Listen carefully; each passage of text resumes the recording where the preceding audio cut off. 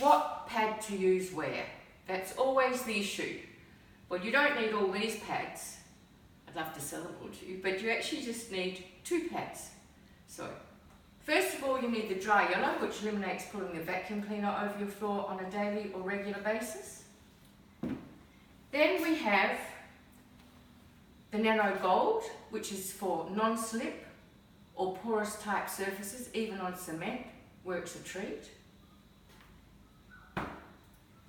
Then we have the Max 6, which is for timber, parquetry, shiny porcelain tiles. It's really only recommended on very shiny surfaces.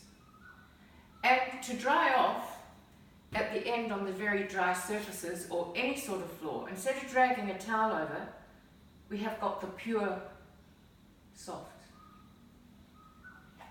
Now, the green floor pad is the tough floor pad, and this is the dirt floor pad.